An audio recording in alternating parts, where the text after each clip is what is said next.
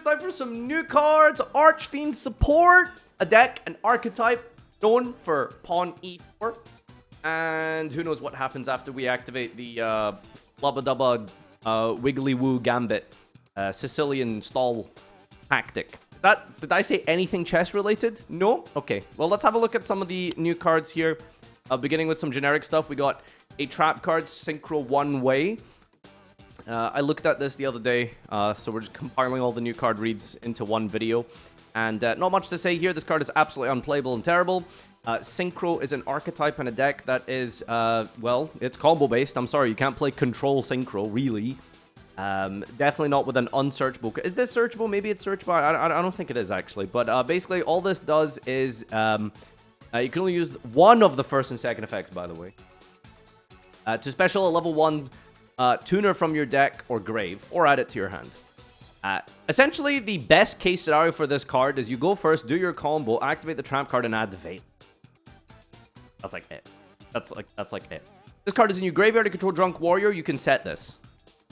So, I don't know if there's actually a combo that, like, bins this or mills it to the grave or anything, but, you know, I suppose if that's a thing, you can mill this to the graveyard, activate the second effect, set it on your opponent's turn, flip, activate, search, Veil.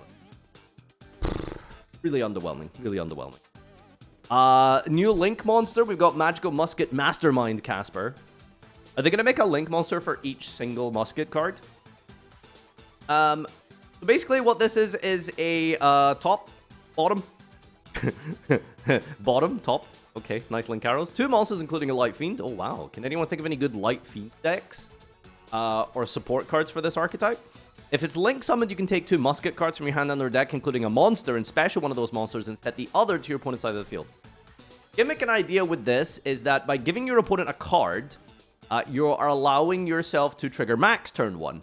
You can set a spell and trap to their side of the field, and then link into Max, and then Max can then trigger to special from the deck or add a card. Now, the really funny, random, like, quote-unquote floodgate effect here is, if anyone can spot it, this is another anti-pendulum card. You can give your opponent a Musket spell and trap and put it in the scale, and they can't scale. Like, you can, like this. Every single random archetype and deck in Yu-Gi-Oh! In the last, like, 3+ years, I feel like, has just gotten a bunch of just tools available to them that lets you just stop pendulum.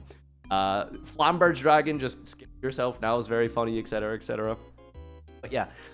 So as a Musket card, it feels a little bit, if you don't draw exactly Engraver, it seems very hard to make, right? Because it's 2 monsters, and then you have to link it away into Max to get any real value out of it. You have to put 2 Muskets onto the field, go into the 1, and then hope your opponent didn't stop any of the ways to do it, because Muskets aren't very good at spamming the field without Fiends. Obviously, Fiendsmith literally made for the deck, because Light Fiends. But if you don't draw any Fiendsmith cards, it can be a little bit rough. But they really did just marry the archetypes together. So, enjoy, Musket players. Fiendsmith is the best thing that's ever happened to your archetype. So this card's pretty incredible. As long as you can draw an Engraver or a Tract. Anyway, let's check out the final random free agent style thing here. We got Treasure Panther. So, I love Treasure Panda. This, unfortunately, doesn't really seem to have much to do with it. Level 1 Earth Beast Flip. 1/1. You can only use the first, second, and third effect once, but I mean, some of these, like, one of these effects has to be good, right? So this is, if a set monster is on the field, you can special this card from your hand. That's it. Just special summon it. If you control a set card. You can target up to 3 sets, change them to attack position, and if you change 3 monsters to attack position, you get to inflict 900. Okay, so the way that this works is, it basically feels like it's completely designed for Aeneacraft. Aeneacrafts all special summon themselves, but I think it locks you out of special summoning anything else except Aeneacraft. So, well, the way this is going to have to work in this is that you have to use it as your normal summon, and then it still works, I believe, right? I'm pretty sure that still works. So you should be able to summon all of your Aeneacrafts and then normal this, and then flip them all up and they should trigger. So as long as you use this as your normal, I think it's pretty broken. Mimigo card,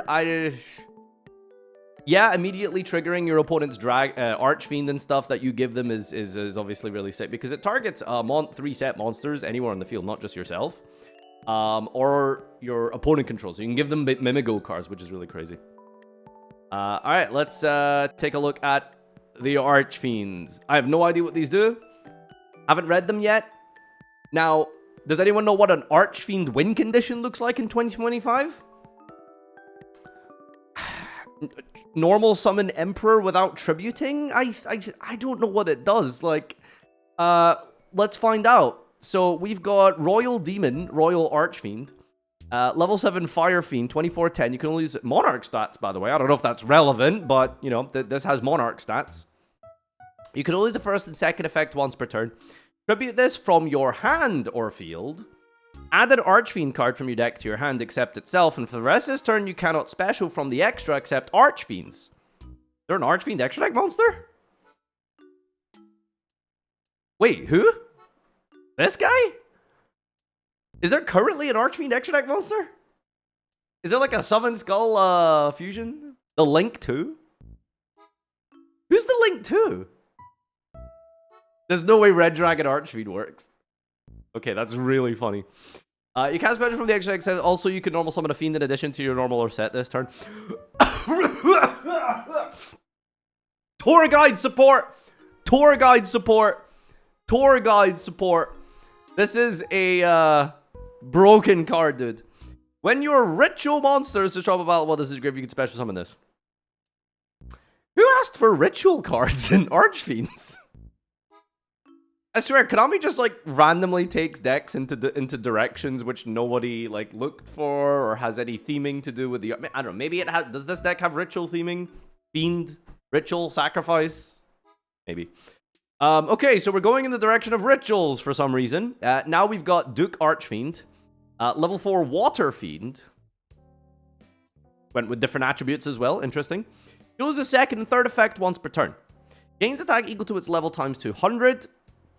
I believe that's a common theme in, like, some of the Archfiend monsters, right? Target a face-up monster you control. Send an Archfiend from your deck to the grave except itself, and if you do increase its level by the sent monsters. I mean, I guess you can send this guy, but I'm sure there's a better target than this. Actually, you could just send the OG heiress, right? Frickin' 2012 card.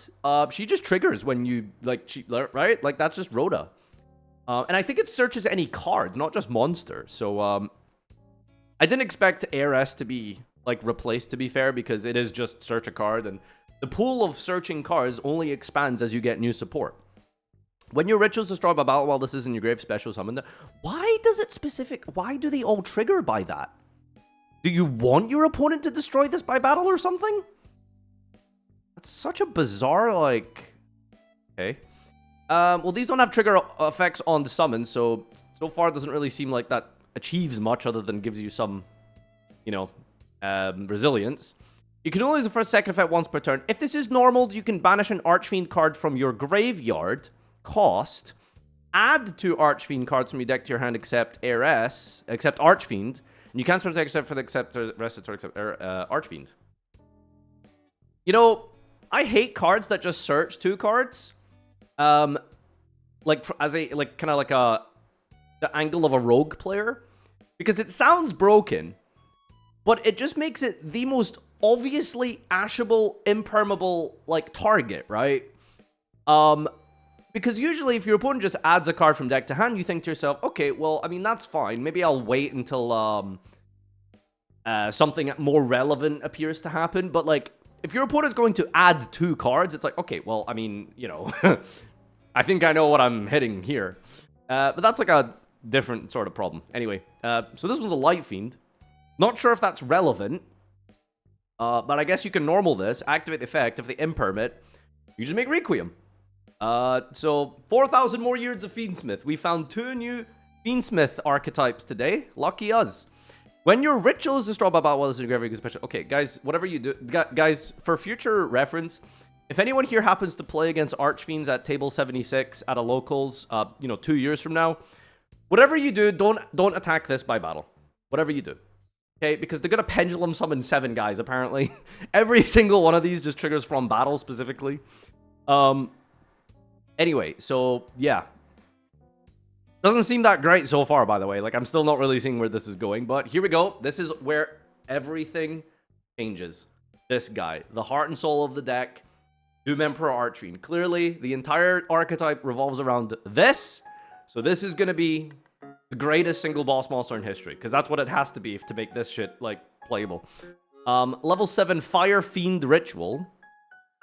Scale 0. You can only use the pen effect of this card's name once per turn.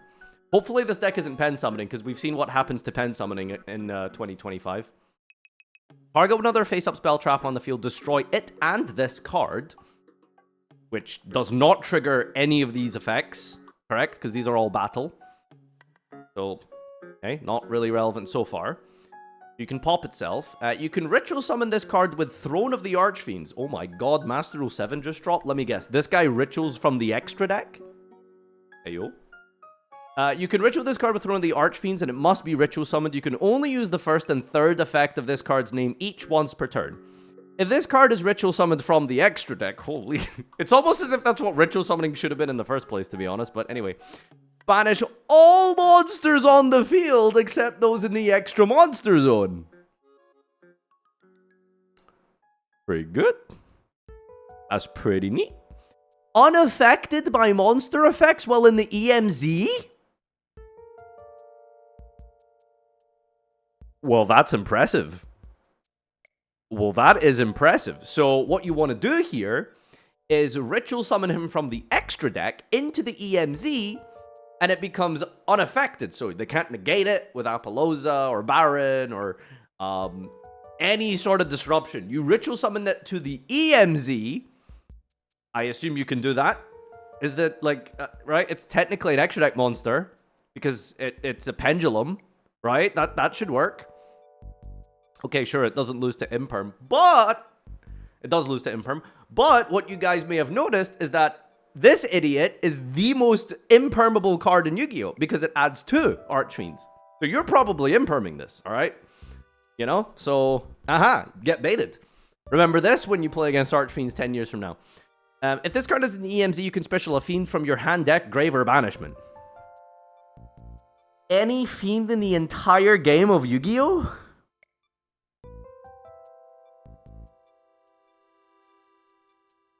That's like, there has to be some...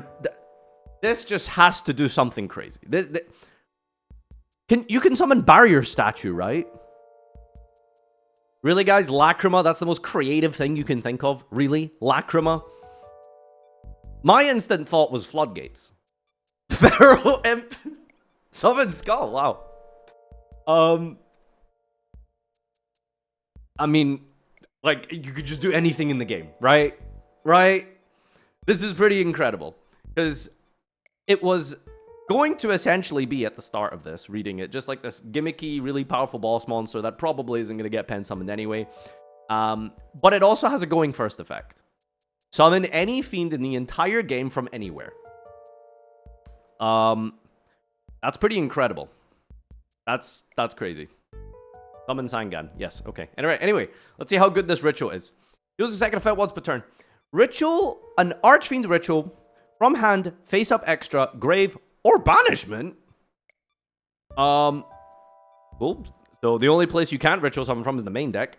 Tributing monsters in your hand or field whose total levels equal or exceed level 7. Okay. How do you get the fodder for this, though? Level 7 is pretty high. It doesn't look like we can use anything for free, unless... During the standby, if Doom Emperor Archfiend is face up in the extra deck, you can add this card from your grave banishment to your hand. Okay, you can just recycle it. Then we've got a new field spell. The field spell that gets the monster, that gets the link one, that does the card. You can only say effect once per turn. Fiends in the EMZ gain 1,000, so he goes up to 35, right?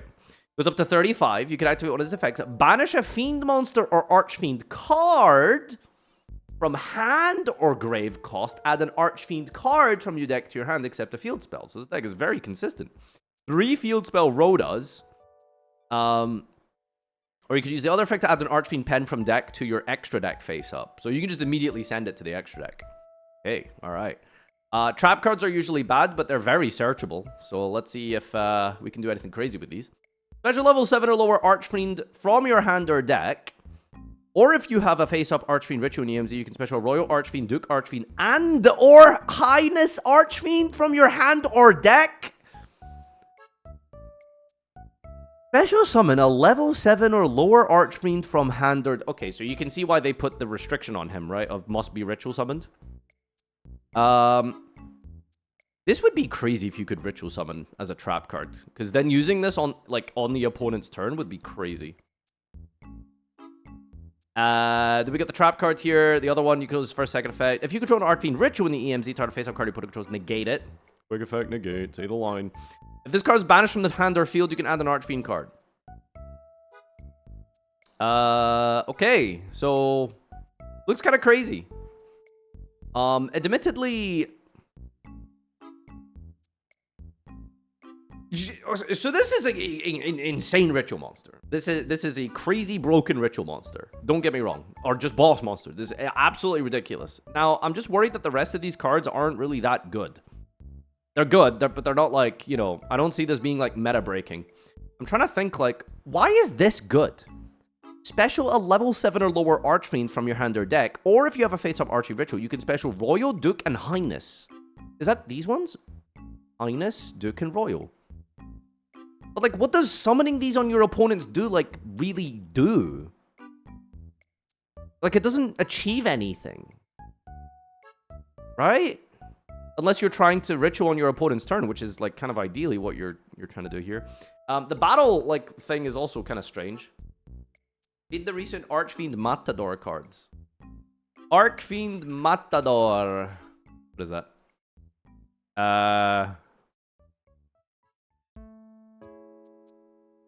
Is this just a generic ritual? Ritual of the Matador. Add 2 Archfiend from deck to hand.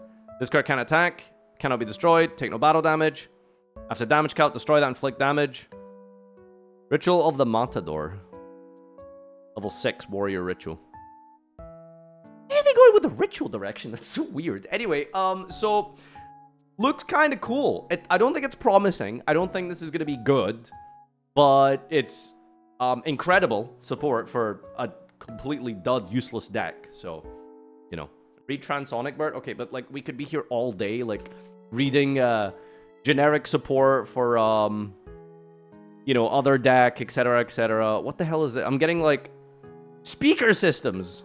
You can ritual this with Sonic Tracker. You could reveal a ritual spell in your hand, add a ritual monster from your deck to your hand. Reveal a ritual spell in your hand, add a ritual monster from your deck to your hand. His name is listed on that. Shuffle the revealed card. During component's quick effect, send a ritual spell. This effect becomes that effect. Okay, there you go. That's your quick effect ritual summon. Sure, there's also a trap card that does this. Urgent ritual art. Yeah, exactly. Relax. Sure. None of this is like relevant to the deck unless you're hard drawing them. We're looking at consistent 1-2 card combos. Not seeing a ton here, to be honest with you. It feels very one-dimensional, extremely reliant on exactly this. These cards don't really help or sort of do anything individually on their own. They combo all together in order to get here. The defensive capabilities of these aren't great. But hey, I feel like this is a glass cannon deck. And if you can get to exactly this, it's kind of insane. It is crazy. So, non-targeting banish of all cards on the field and completely unaffected by monsters when it's on the board. And also is 3,500. That's huge. That's absolutely crazy. Alright. That's new cards. I'm not a fan of rituals. Bye-bye.